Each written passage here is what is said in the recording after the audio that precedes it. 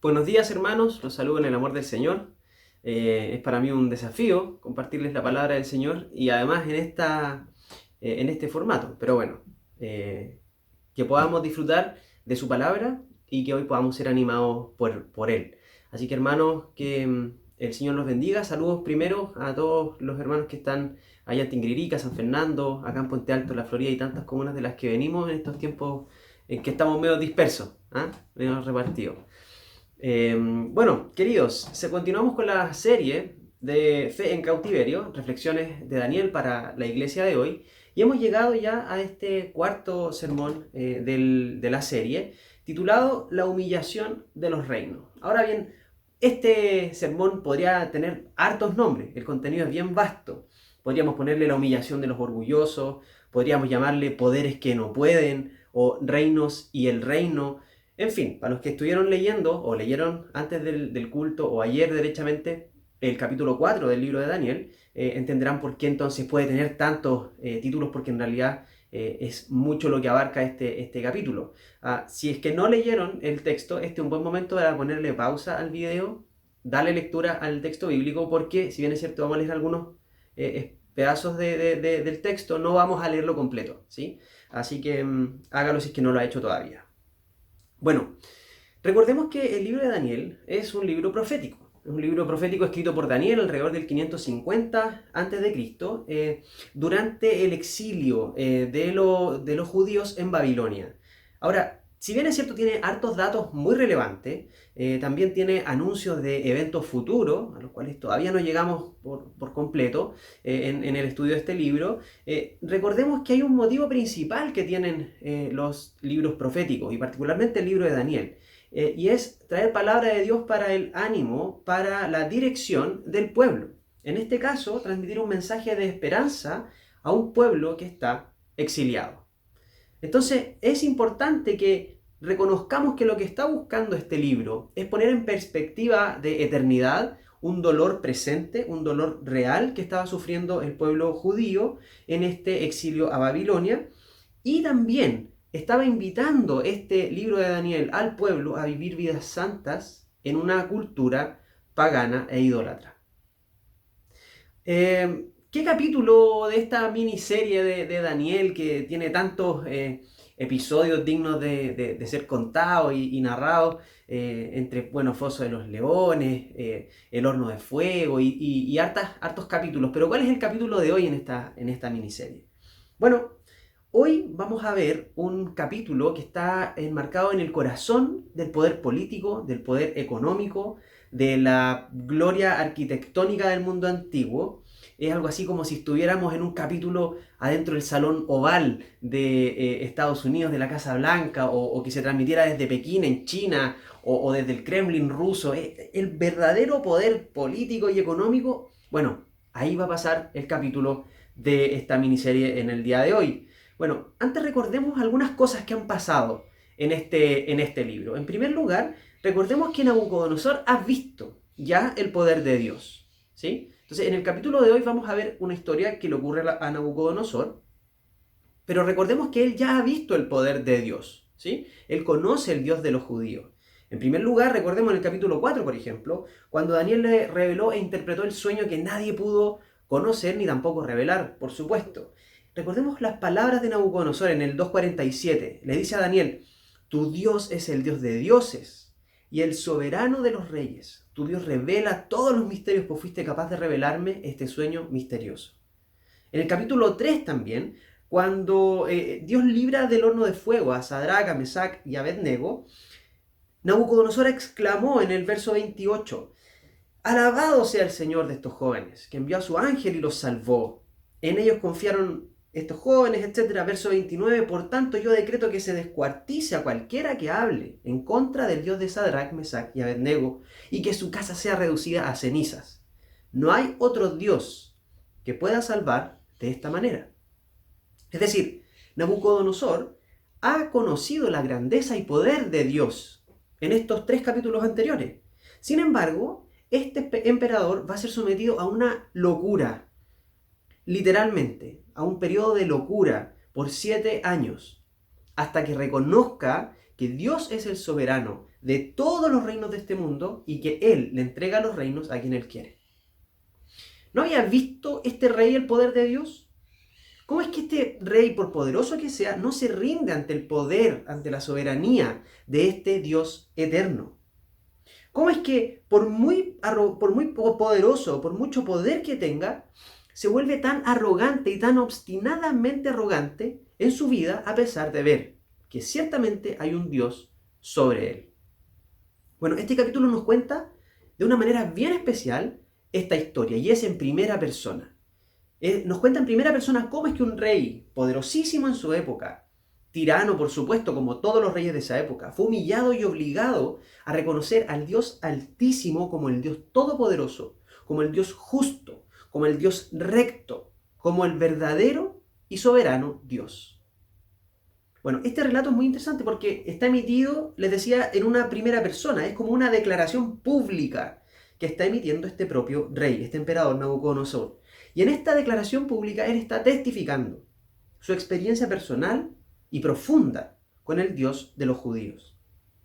No tenemos cómo saber, en realidad, si esta declaración, que es el capítulo 4, nos llega por un rescate periodístico o historiográfico de Daniel, que agarró por ahí el edicto que publicó el rey y bueno, lo incorpora en el texto, si en realidad fue que el rey lo redactó con el jefe de sus sabios de Babilonia, Daniel, y redactaron conjuntamente esta declaración, o si derechamente el rey emitió la declaración y Daniel se la apropia y autorizado por el rey la puede reproducir e incluir en su texto. No sabemos bien, pero el asunto es el mismo y es de fondo esto.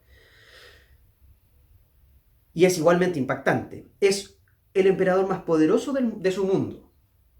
Nos va a narrar una experiencia profunda e inolvidable con Dios, con el Dios de Daniel, con nuestro Dios. Miren qué potentes son los primeros 3 versos. ¿Quién es el que está hablando? Verso 1, Nabucodonosor. ¿A quién le está hablando?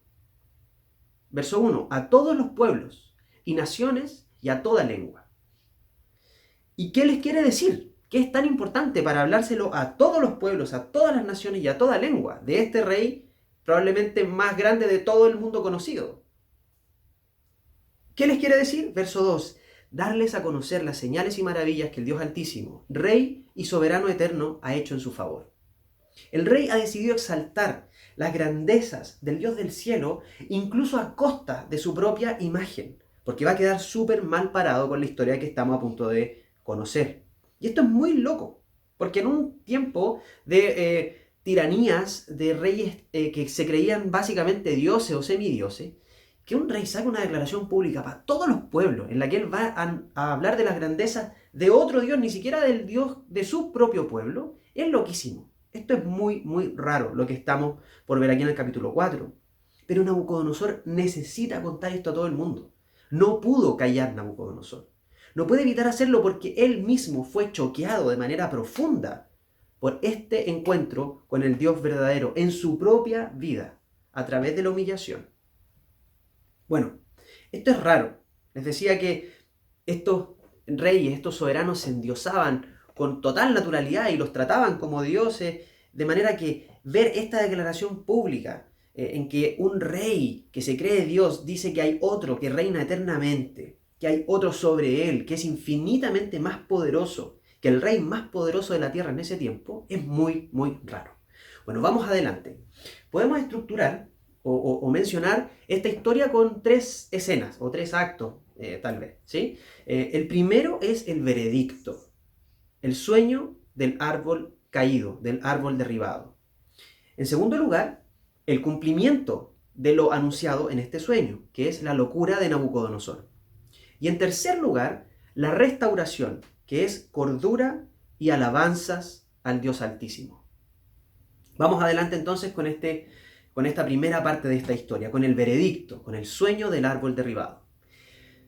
Mira el verso 4. ¿Cómo está el rey y dónde está? Dice, en mi palacio, feliz, lleno de prosperidad. Es decir, estaba en su mejor momento. Él se sentía en su mejor momento. Imagínense el palacio, cómo tiene que haber sido. Pueden buscar fotos. No le voy a pedir al Arturo que nos apoye aquí con la imagen de cómo era Babilonia. Probablemente sí de los jardines colgantes. Pero Él estaba en un lugar maravilloso de todo el mundo antiguo, probablemente el más bello.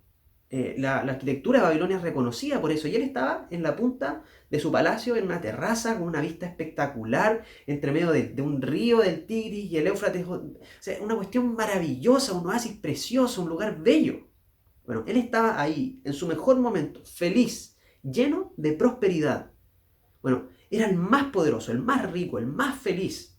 Ya les decía que a Nabucodonosor se le atribuye la construcción de los jardines colgantes, que es una de las 7 maravillas del mundo antiguo, que él las mandó a construir para su esposa, que ella era hija de un rey medo, creo, y en estas alianzas y todo, bueno, él para congraciarse con su esposa le hace estos jardines preciosos. Así que si ve por ahí maestrando a los hombres de Puente de Vida, ya sabe que puede algo traerse entre medio, ¿eh? No sé si tan bello como un jardín colgante, pero algún intento haremos.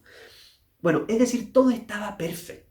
Todo estaba perfecto. Nabucodonosor estaba en su mejor momento, pero tiene un sueño y todo se derrumba. Miren lo que siente este rey súper, mega poderoso. Miren el verso 5. Efectivamente, se llenó de miedo. ¿Pero cómo? Miedo. Este rey, con todo su poder, con todas sus riquezas, con toda su fama en la tierra, siente miedo. Bueno, eso es porque él sigue siendo un simple ser humano. Y en lo más íntimo, en ese momento de mayor placer aparente, él sigue consciente de que es un ser humano. No son dioses, no son semidioses. Y eso lo sabe hoy día, lo supo ayer Nabucodonosor, hoy día lo sabe Trump, Bill Gates, Kim Jong-un, quien quiera usted. También sabe que es un simple ser humano. Y somos conscientes de esa verdad en los momentos tal vez íntimos, como este que estaba viviendo Nabucodonosor en esa terraza maravillosa. Pero también dejamos de ser conscientes de que somos simples seres humanos cuando creemos que somos nosotros los que sostienen su propia vida. En el caso de Nabucodonosor, cuando deja de ser consciente que ese reino no es suyo porque le pertenece a Dios, que no lo construye él para su propia fama, porque ya vamos a ver lo que va a pasar con su fama. Bueno, nosotros nos confundimos y dejamos de reconocer que somos simples seres humanos cuando creemos que nosotros somos capaces de sostener nuestra propia felicidad, de construir nuestro propio futuro, de solventar nuestros propios gastos y necesidades, como si todas esas cosas pudieran de alguna manera depender de nosotros. Nuestro bienestar, seguridad y felicidad no están bajo nuestro control, pero cuando creemos que sí lo están, nos creemos dioses. Y ciertamente no lo somos. Entonces, tenemos esta tensión en que sabemos que somos simples seres humanos, pero nos queremos comportar como si fuéramos dioses. Eso es arrogancia, eso es la arrogancia del ser humano. Bueno, Nabucodonosor tuvo este sueño. Y a diferencia del capítulo 2, aquí sí les cuenta el sueño y necesita que lo interpreten rápidamente. Y los sabios babilonios no se lo pudieron interpretar. Nuevamente, estos sabios, estos magos no pudieron, fueron incapaces, eran realmente pencas, ¿sí? Probablemente muy sabios eran, pero al lado del Dios de Daniel, que podía descubrir todos los misterios, estos sabios no eran nada. Bueno, y Daniel sí pudo. Fíjense en el verso 8 que Nabucodonosor se le atribuye a que sobre él reposa el espíritu de los santos dioses. ¿Sí? Aquí vemos que parece que Nabucodonosor sigue siendo este emperador politeísta. Algunos van a querer ver en el capítulo 4 alguna especie de conversión del rey Nabucodonosor.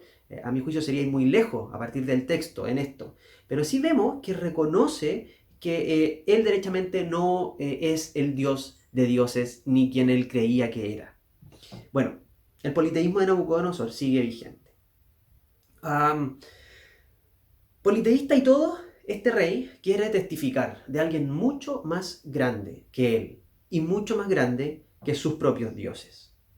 El sueño está claro, es un árbol enorme, fuerte, hermoso, que da alimento, protección, sombra a toda la tierra. Es un símbolo este árbol, así de frondoso y majestuoso, de un hombre muy poderoso. De pronto, en el verso 13 y 14, un mensajero del cielo, a grito pelado, da esta orden.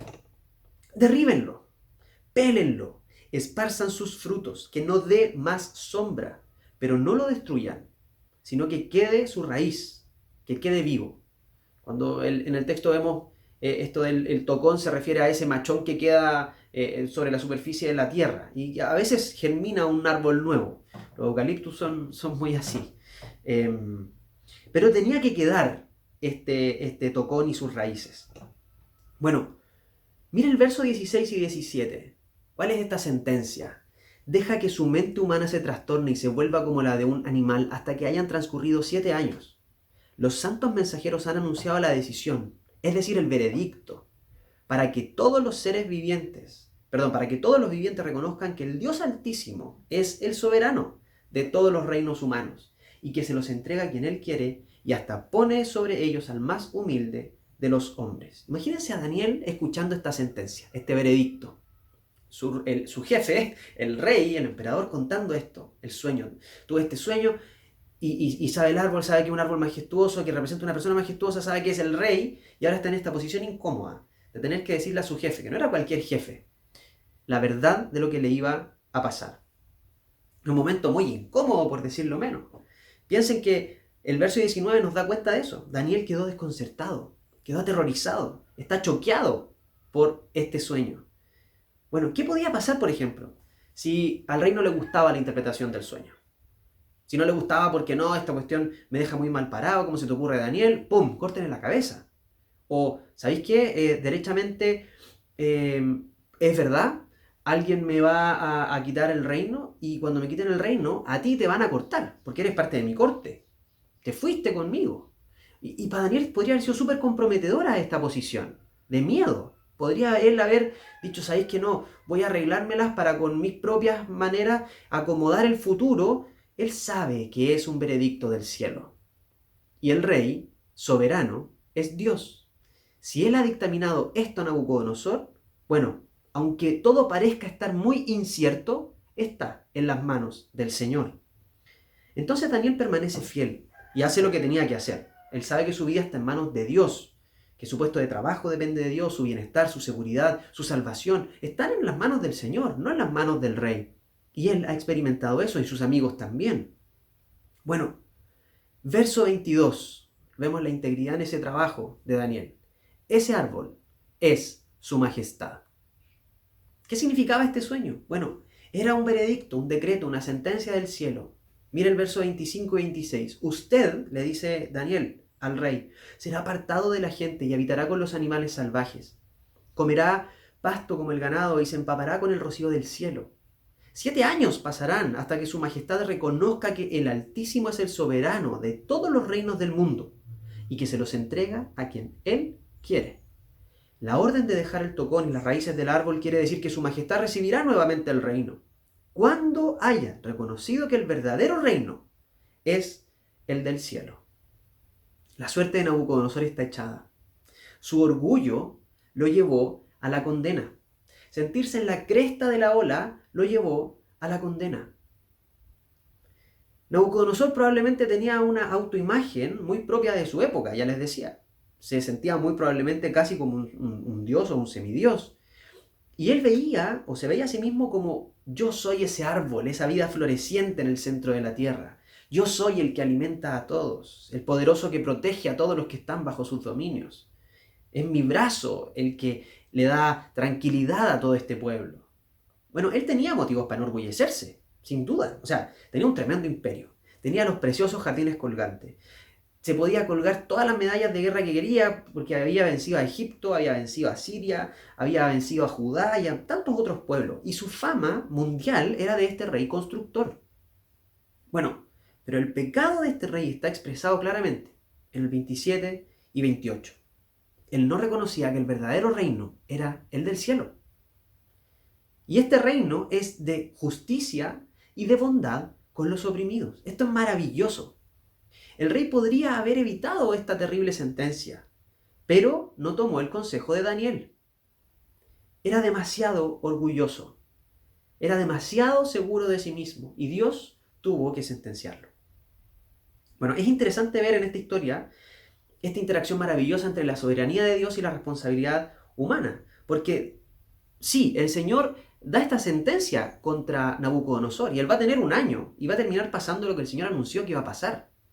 Pero pasa porque la responsabilidad del hombre se ve aquí con Nabucodonosor como arquitecto de su propia sentencia con su propio orgullo. Este rey vivía pecaminosamente porque era desmedidamente orgulloso, porque no vivía ni gobernaba justamente, porque no era bondadoso con los oprimidos. ¿Le suena conocida esta historia? El orgullo, la injusticia y la falta de compasión son acá como tres patas de una misma mesa.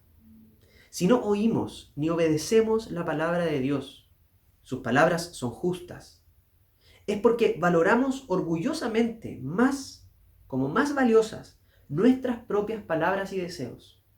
Por lo que muy difícilmente nos va a surgir la genuina compasión por el prójimo, porque me autopercibo como más valioso que el otro, mis necesidades son más importantes que las del que está al lado mío. Entonces, el orgullo, la injusticia y la falta de compasión componen este mal gobierno, esta pecaminosidad del rey Nabucodonosor, del orgulloso rey Nabucodonosor. Él tenía el corazón promedio de un tirano típico de su época. Solo le importaba su propia fama y su propio bienestar. Ahora, tú y yo también. Básicamente, nuestro corazón quiere autosatisfacer sus propios deseos, siempre. La diferencia es que no tenemos las riquezas, el poder ni la fama de Nabucodonosor. Un ejemplo. Ahora en contexto de pandemia, supimos de a lo menos dos personas ricas, poderosas, el señor Kaufman y el señor Urenda, que agarraron el helicóptero y partieron de sus casas en el barrio alto, saltándose todos los cercos sanitarios, ¡pum! Helicóptero a la puerta de la casa en la playa. Fantástico. Bueno, ¿y qué hicimos todos los chilenos cuando supimos eso? Apedreo por redes sociales. Bueno, que cómo se le ocurre, qué irresponsables son, y ciertamente fueron muy irresponsables. Ahora, alguien me dijo muy sabiamente, bueno, lo que ellos hicieron es lo que haríamos todos los chilenos si pudiéramos tener un helicóptero. Eso sí, los demás lo haríamos más piola para que no nos pillen. Bueno, y pucha que es cierto. Pucha que es cierto que el asunto del fondo en este tipo de actitudes es el orgullo, es el corazón orgulloso del hombre, que no reconoce a Dios como un rey eterno, como el soberano. Y Dios no va a pasar por alto este pecado de Nabucodonosor. No va a dejarlo sin castigo, porque de él nadie se burla sin que sea juzgado. Bueno, y el cumplimiento de este veredicto es el segundo punto de este sermón. La locura de Nabucodonosor. Versos 28 al 33. Pasan 12 meses desde este sueño y desde esta interpretación. Pasa todo un año. Nabucodonosor seguía siendo este rey esplendoroso y estaba paseando en su palacio, gozando de la maravillosa arquitectura de la enorme, bella y grandiosa ciudad que había construido. Era un paseo por su terraza increíble, con una vista envidiable. Bueno, y él se siente en la cresta de la ola, en el podio de los winners, en el salón de la fama, y lleno de orgullo, miren el verso 30, no sabemos si él estaba solo, hablándose a sí mismo, o hablándole a su corte, pero lleno de orgullo, el rey Nabucodonosor, a voz bien alta, exclama esto: miren la gran Babilonia que he construido como capital del reino. La he construido con mi gran poder para mi propia honra. ¿Se acuerdan para qué escribió esta declaración, todo este capítulo 4 de Nabucodonosor? Miren lo que el Dios Altísimo ha hecho en mi favor, les voy a contar. Miren sus maravillas, miren sus obras, su reino es eterno, miren que Él es el soberano. Bueno, pero al menos 7 años antes de hacer esta declaración, Nabucodonosor estaba en la escena que estamos viendo ahora.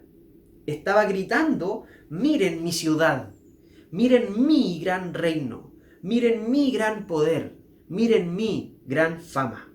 Así es el orgullo. Vive del aplauso de otros, vive del reconocimiento. Necesita sentirse satisfecho. Y incluso la aparente alegría o simple alegría del deber cumplido, cuando decimos que bien se siente haber hecho esto, haber terminado esto, haber hecho esta buena obra o lo que sea, es un nido de vanidad. C.S. Lewis, en el libro Mero Cristianismo, dice: el orgullo no obtiene placer por el mero hecho de poseer algo, sino solo por el de poseer más que el vecino. Decimos que la gente está orgullosa de ser rica, inteligente o guapa, pero no es así. están orgullosos de ser más ricos, más inteligentes o más guapos que los demás. Si todos los demás llegaran a ser igual de ricos, igual de inteligentes o guapos, no habría nada de lo que estar orgulloso. Bueno, pero Nabucodonosor sí era un exitoso entre los exitosos.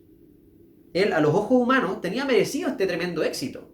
Había sido exitoso militarmente, políticamente, administrativamente, urbanísticamente. Bueno, pero Dios aborrece el orgullo. No fue juzgado porque hizo cosas bellas, fue juzgado porque se enorgulleció de esas cosas. Dios resiste con especial rechazo a los soberbios, a los arrogantes. Porque el orgullo es idolatría, hermanos. Y los ídolos te piden cada vez más. Te llevan la vida completa. El ego es insaciable. Timothy Keller en su libro Autoolvido dice lo siguiente sobre el ego. Es un agujero negro. No importa cuántas cosas metas dentro. Es un pozo sin fondo. Intentas llenarlo cada mañana, pero por la noche está vacío. Así era Nabucodonosor. Necesitaba que otros vieran la grandeza de lo que estaba haciendo. Pero su ego estaba insatisfecho y iba a seguir estándolo porque la arrogancia, el orgullo, es realmente idolatría. Bueno, tanto así era Nabucodonosor que las investigaciones arqueológicas muestran que en Babilonia muchísimos, para no decir todos, los ladrillos de las construcciones que mandó a hacer Nabucodonosor llevan en cada ladrillo la inscripción de su nombre. Nabucodonosor, hijo de Nebupolazar, algo así creo que se llamaba su padre. Entonces, necesitaba satisfacerse a tal punto de que su nombre estuviera en cada ladrillo de las construcciones que mandó a hacer. Bueno, pero eso no calmaba su hambre de gloria, porque el orgullo es un pozo sin fondo.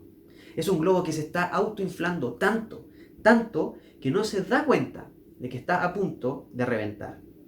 Nabucodonosor no alcanza ni siquiera a terminar esta autopoesía, este aplauso, esta autopromoción. Y una voz del cielo lo interrumpe, en el verso 31. Este es el decreto en cuanto a ti, rey Nabucodonosor. Tu autoridad real se te ha quitado. Serás apartado de la gente y vivirás entre los animales salvajes. Comerás pasto como el ganado y 7 años transcurrirán hasta que reconozcas que el Altísimo es el soberano de todos los reinos del mundo y que se los entrega a quien Él quiere. Y al instante se cumplió lo anunciado a Nabucodonosor. José Grau, comentando en su libro Las profecías de Daniel este episodio de orgullo, dice que el orgullo es el pecado de nuestro tiempo. El hombre cree poder prescindir de Dios, y donde no hay sentimiento de necesidad, de insuficiencia, no hay búsqueda de la gracia tampoco, y por lo tanto no hay salvación. Esa sensación de Nabucodonosor es también muy propia de nuestro tiempo, en la que tenemos diversas comodidades, pasamos apreturas o momentos inciertos como este de la pandemia, pero tenemos techo, tenemos abrigo y tenemos comida. Y eso en el mundo antiguo no era tan seguro. Bueno, en nuestro tiempo, menciona José Grau, que es el orgullo, podríamos decir, la idolatría o una de las idolatrías más importantes de nuestro tiempo.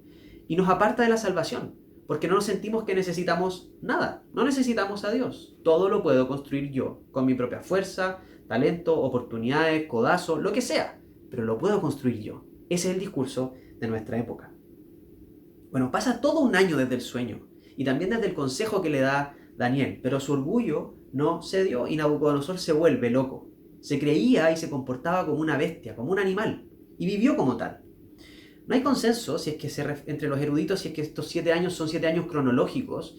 De hecho, si usted se da cuenta y leyó La Reina Valera, se va a dar cuenta de que no habla de años, habla de la traducción literal que es tiempos, ¿sí? Pero podrían haber sido 7 años y el asunto de fondo es el mismo.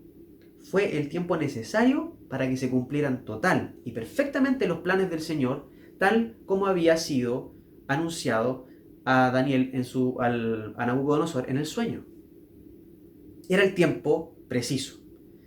John Lennox, en su libro Contracorriente, también comentando el libro de Daniel, nos menciona que esta enfermedad hoy día puede ser denominada como zoantropía o licantropía, en que las personas se creen bueyes, se pueden creer un lobo, y de ahí vienen los mitos de los hombres lobos. Es una enfermedad mental bien antigua. Bueno, pero el asunto es este: comía pasto el rey, como si fuera un ganado. dormía a la intemperie y tomaba el rocío del aire libre, digamos, en la noche. Estaba desasiado, estaba maloliente, con uñas largas. Era una escena muy probablemente más choqueante y más perturbadora que incluso personas en situación de calle del día de hoy. Porque no parecía siquiera ser humano, parecía más bien una bestia. Bueno, entonces los tiempos de gloria, de poder, de arquitectura, de reverencias, de corte, de este rey habían pasado, se habían esfumado, eran tema del pasado. Porque ese gran rey, a simple vista, ahora no es más que una simple bestia. Sin embargo, en tanto ser humano, aunque se comporte como una bestia este rey, es más que un animal, porque es imagen y semejanza de Dios. Y esto que puede sonar absurdo mencionarlo, no es absurdo mencionarlo en nuestros tiempos. Porque hoy hay muchos discursos postmodernos que nos quieren hacer creer que en realidad somos una especie más en este reino animal, que somos uno de tantos mamíferos y que no hay distinción entre una vaca, un mono, un insecto y nosotros. Hemos escuchado a propósito de la pandemia de que nos merecemos esto, que la madre tierra está recuperando terreno, en fin, como si nosotros fuéramos otra especie animal igual que todas. Entonces no es absurdo mencionar esto. Parecía animal el rey, pero sigue siendo ser humano porque Nabucodonosor, usted y yo, y todos los seres humanos hemos sido creados a imagen y semejanza de Dios. Creer lo contrario, creer que somos simples animales, un poco más inteligentes, es materialismo, es naturalismo y evidentemente combate a nuestra fe cristiana. Porque Nabucodonosor no era solo carne, como cualquier animal. Nabucodonosor es carne y espíritu, como somos los seres humanos. Si desde una mirada idólatra, orgullosa, exitista, miramos la situación de estos dos Nabucodonosores, antes y después, o antes de la locura y en la locura, el veredicto es claro. El primero, a ojos humanos, es un gran hombre, un gran estadista. Y el segundo es cualquier cosa menos un hombre. Y no imaginaríamos que alguna vez fue rey.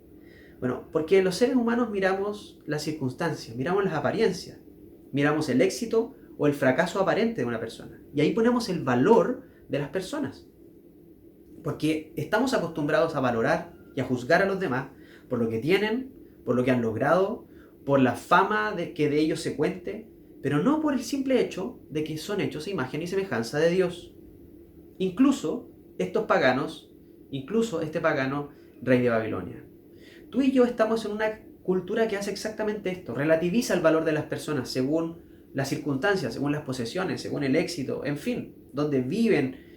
Y entonces nos dice que hay algunos más valiosos que otros, que hay unos más dignos que otros. Y este llamado es contracultural para nosotros los cristianos, porque nosotros creemos que todos han sido hechos a imagen y semejanza de Dios. Estamos llamados a mirar como Dios ve a los seres humanos. Luxich, Piñera, el mendigo, el lanza, el médico, el capucha, el cristiano y el no cristiano. Todos hemos sido hechos a imagen y semejanza de Dios. Bueno, en fin, volviendo a Nabucodonosor, y para pasar al tercer y último punto de este sermón y cómo desenlaza, cómo termina esta historia. Bueno, el rey ha sido humillado, no hay duda. Se creyó sabio y terminó peor que un necio, una bestia. Creyó que él podía ser el mejor arquitecto de su propio destino y nombre, y el Señor le da una lección de humildad. Su orgullo ha sido doblegado. Su orgullo le pasó la cuenta. Bueno, y finalmente entonces, ¿cómo termina esta historia? Veamos esta restauración, que es cordura y alabanzas al Dios viviente. Pasa el tiempo señalado, pasan estos 7 años o 7 tiempos, y la humillación del soberbio y orgulloso Nabucodonosor termina del mismo modo que le fue anunciado en el sueño. Ahora vamos a ver esta restauración del rey, incluso en su cargo y en el mismo reino, pero ahora con mayor gloria. Mira el verso 34. Pasan 3 cosas muy interesantes en el verso 34. Lo primero que ocurre, que hace Nabucodonosor, mira al cielo. Segundo, recobra el juicio. Y tercero, alaba y honra y glorifica a Dios. Este rey había sido sentenciado a esta locura temporal porque hacía tres cosas completamente opuestas a las que vemos que está haciendo aquí en el verso 34, después del cumplimiento de esta sentencia. ¿Qué vimos en la terraza? Se miraba a sí mismo, se ocupaba de su propia gloria. Su orgullo lo termina llevando a volverse loco y no a recuperar el juicio como vemos ahora. Él se volvió loco por su orgullo. Y en tercer lugar, en esa terraza, mirando esa majestad de Babilonia, se alaba a sí mismo. Ahora está alabando y glorificando al Señor. Y ahí se alababa a sí mismo a toda voz. Bueno, hoy día, y en Occidente, es muy habitual escuchar en la universidad que esto de cordura o recuperar el juicio de Nabucodonosor sería una tontera, porque hoy día en Occidente nos dicen que la racionalidad no tiene nada que ver con la religión. Que en realidad, religión está hecho para aquellos que quieren apagar su cabeza, suspender el funcionamiento de sus funciones neuronales. ¿Para qué? Para volverse a creer cuentos absurdos que no tienen ningún sentido. Ese es el discurso de Occidente hoy día, que es un discurso también surgido particularmente, diríamos, en la modernidad. Pero no es esa la realidad. Nosotros los cristianos no suspendemos nuestras funciones neuronales. Incluso hay científicos creyentes que dicen que no es que ellos sean cristianos y también sean científicos, sino que muchos de ellos se vuelven cristianos a causa del conocimiento que adquieren en la ciencia. Entonces, podríamos decir que esto de creer en Dios, es un asunto irracional como discurso de nuestra cultura, es completamente falso. ¿Se acuerdan de John Lennox, que lo cité un poco más arriba, también un comentarista de Daniel? Bueno, él no solo es doctor en matemáticas, sino particularmente es profesor de matemáticas en la Universidad de Oxford. También es máster en bioética, es filósofo de la ciencia. O sea, no es alguien particularmente enemigo de la razón. Y Lennox dice sobre esta locura de Nabucodonosor que el descenso a la oscuridad intelectual de la conducta animal ilustra un principio general súper importante. El rechazo a Dios tiene al final un efecto negativo en la mente del ser humano. Es decir, la verdadera cordura es la que humilla a los que son sabios en su propia opinión.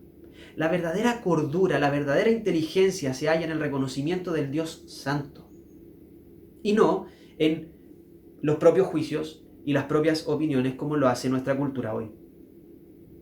Recordemos lo que Pablo le dice a los romanos en el capítulo 1 de esa misma carta. A pesar de haber conocido a Dios, no lo glorificaron como a Dios ni le dieron gracias, sino que se extraviaron en sus inútiles razonamientos y se les oscureció su insensato corazón. Aunque afirmaban ser sabios, se volvieron necios. A Nabucodonosor le pasó exactamente esto. De hecho, para él, mirar al cielo, ese gesto que vemos aquí en el 34, lejos de ser un apaguemos el cerebro, fue en realidad recuperemos la razón. Volvamos a la cordura. Este simple gesto providencial de mirar al cielo para él fue su cura. Fue la cura de su mente y el principio de una restauración de un reino con aún más gloria que antes. Bueno, se acaba de cumplir no solo la parte fea de este anuncio, sino también la parte bonita, podríamos decir, ¿sí? Ya fue sentenciado a ser una bestia, cumplió con estos 7 tiempos y ahora va a ser restaurado con mayor gloria en su reino. Dios está cumpliendo su propósito completo con Nabucodonosor. No dijo que lo iba a abandonar en esa condición de bestia, sino que le iba a enseñar algo, Nabucodonosor iba a reconocer y declarar algo, y luego sería restaurado. Nabucodonosor quiso ponerse al centro del mundo, en la cúspide de la pirámide, y Dios lo humilló. Ahora, Dios mismo es quien restaura a Nabucodonosor. ¿Y qué hace este rey? Reconoce la gloria de Dios y lo alaba. Esta lección de humildad nos pega duro, porque nos damos cuenta del poder que tiene dónde pones la mirada, dónde están tus ojos, qué cosas estamos deseando, mirando. ¿Dónde ponemos la vista? Ese mirarse a sí mismo del rey fue su propia locura, fue su propia perdición. Es como Narciso en la mitología griega, que enamorado de sí mismo, mirando su reflejo en una fuente de agua, termina cayendo en la fuente y muriendo ahogado. En cambio ahora vemos al rey mirar al cielo y eso le hace volver a la cordura y ver que en realidad el más grande, el más poderoso, el más glorioso, el mejor arquitecto es Dios. Él es el que vive para siempre. Nabucodonosor era un simple mortal. Muchas veces creemos que la humildad y el orgullo tienen que ver con ser apocado o con falsa modestia en el caso de la humildad, pero no tiene nada que ver con eso. Timothy Keller, también en el libro Auto-Olvido, dice que la esencia de la humildad según el Evangelio no es pensar más o menos sobre mí, sino pensar menos en mí. Porque la verdadera humildad significa que el ego no está hinchado, pero tampoco deshinchado, sino que ese ego, esa necesidad de sentido, está completa. No hinchada, no deshinchada, sino que está lleno. Es como Pablo le dice a los corintios, en la primera a los corintios, en el capítulo 4, parafraseando, le está diciendo, oye, no me importa lo que ustedes digan de mí, lo que ustedes opinen de mí, ni tampoco lo que yo diga sobre mí mismo. Lo que me importa es lo que Dios dice de mí. A mí Dios me juzga. Porque mi valor, sentido, identidad, amor, amor propio, está todo eso escondido en Cristo y en lo que Él hizo por mí. Y no en mis méritos, o en mis derrotas, o en mis aciertos, o en mis fracasos, o en mi riqueza, o en mi pobreza. Sino simplemente en que Dios me amó y dio su vida por mí. Les quiero hacer una invitación. Glorifiquemos con Nabucodonosor al que vive para siempre. Leamos juntos esta alabanza de este rey babilonio al Dios del pueblo que él mismo llevó cautivo. Verso 34, segunda parte y el 35. Su dominio es eterno. Su reino permanece para siempre. Ninguno de los pueblos de la tierra merece ser tomado en cuenta. Dios hace lo que quiere con los poderes celestiales y con los pueblos de la tierra. No hay quien se oponga a su poder ni quien le pida cuenta de sus actos. Dios es soberano. Ni el poderoso y soberbio rey de Babilonia se pudo resistir a este Dios soberano. Dios hace lo que quiere en su universo. No hay quien se le oponga. Él humilla a los reinos si quiere. Él pone y saca a los reyes que quiere. Porque todo le pertenece al Señor. Ya sentimos que conocemos a Nabucodonosor, ¿sí? Nos ha acompañado ya por 4 domingos, por 4 capítulos. Pero no deja de ser impresionante que esta declaración pública venga de este emperador. Es impensada para la época. Les decía que ellos se creían dioses o semidioses en esos tiempos, en el mundo antiguo. Entonces, que un tirano, que un rey déspota, que un emperador que ponía su nombre en cada ladrillo, alabe, exalte y glorifique al Dios de un pueblo que él subyugó, era impensadísimo. Y eso es lo que está pasando. Estos reyes antiguos se creían dioses. Entonces, que este rey esté haciendo esta declaración no puede ser sino obra de Dios mismo.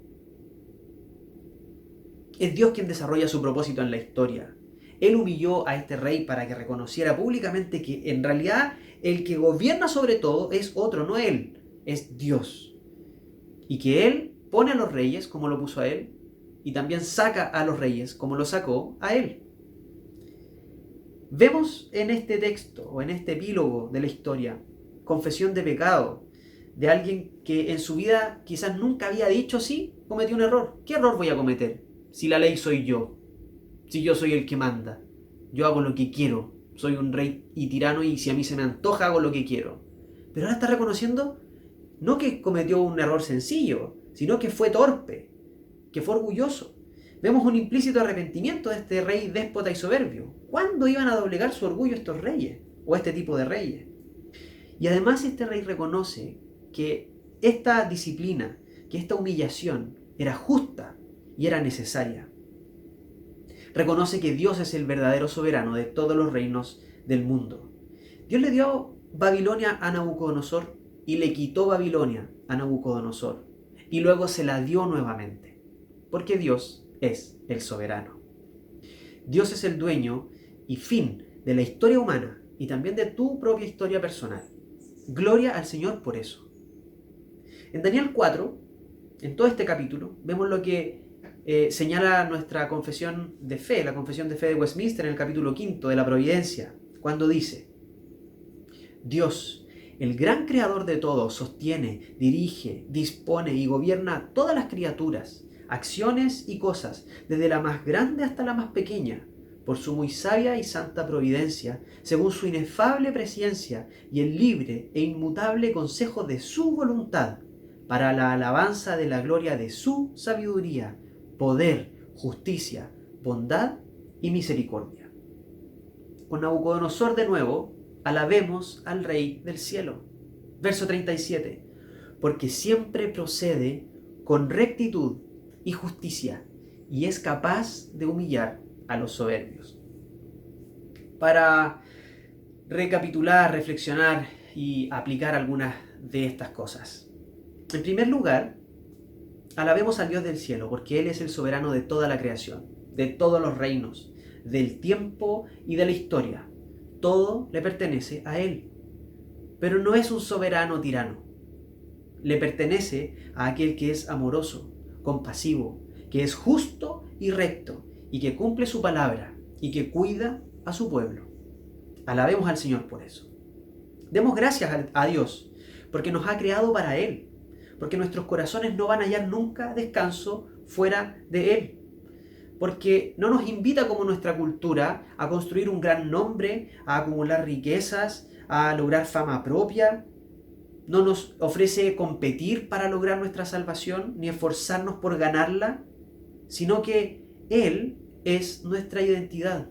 Él nos ofrece gratuitamente ser la roca donde todo permanece.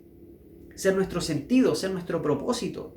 Y nos ha capacitado para hacer esto que hizo Nabucodonosor, estar cuerdos cada día. Él es nuestra cordura. Él es la sabiduría. Y podemos mirar al cielo, como Nabucodonosor lo hizo, y encontrar ahí certezas, verdades profundas y eternas que le dan sentido también a nuestra vida hoy día. En tercer lugar, arrepintámonos de nuestra arrogancia, del orgullo que nos come con las frustraciones que genera el fracaso. Pidamos perdón al Señor por creernos constructores de nuestra seguridad económica, por creernos capaces de salvarnos con buenas obras o con moralismo, por inflar nuestro orgullo cada mañana y con ello volvernos injustos, torpes, insensatos y faltos de compasión con otros en esta mesa de tres patas. No olvidemos que no hay quien se oponga al poder de Dios. Hoy estamos pasando tiempos difíciles, de pandemia, y es muy probable que la cosa se ponga incluso más difícil. Pero no olvidemos que Dios está en control. Él siempre lo ha estado y siempre lo estará. Los creyentes tenemos el privilegio, el gozo, el regalo de poder mirar las circunstancias, de poder mirar el coronavirus o lo que sea, como lo que son, asuntos pasajeros, no eternos. Y podemos entonces mirar las circunstancias como eso, circunstanciales. No definen nuestra identidad, ni nuestra problema o desesperanza, no están definidos por eso. Tampoco están definidos por si nuestras autoridades son o no las más competentes, ¿sí? Nuestro gozo, nuestra seguridad está en Cristo Jesús, en su amor por nosotros, en su obra. Él es el verdadero Rey de la historia, y tuyo y mío. Y así como cuidó a su pueblo en Babilonia, cuida también hoy día de su pueblo en este mundo, en este presente que nos toca vivir. Oremos al Señor. Señor, te damos gracias por esta tu palabra, porque tú eres quien nos anima, quien le da sentido, razón, verdad, justicia, cordura a nuestra vida. Señor, te damos gracias porque tú doblegaste a los poderosos y nos muestras en esta historia que por muy poderoso, grande, famoso, glorioso que alguien parezca, en realidad comparado contigo, todo eso es vanidad, todo eso es vacío, todo eso es nada. Porque lo único valioso e importante para nosotros es que tú nos amaste y diste tu vida por nosotros. Gracias, Señor, porque hoy día tenemos sentido, tenemos razón, por tu gracia, por tu misericordia con nosotros. Ayúdanos, Señor, a que no seamos arrogantes, orgullosos, ególatras, porque eso te ofende. Perdónanos, porque lo hemos hecho, porque hemos querido engrandecer nuestros nombres, darnos seguridad a nosotros y a nuestras familias, y ciertamente no lo podemos proveer. Ayúdanos a descansar en todas las áreas de nuestra vida en ti. A ti sea la gloria por siempre, Señor. Amén. Que el Señor los bendiga, hermanos. Espero que nos estemos viendo, aunque sea virtualmente, pero pronto. Que el Señor los bendiga.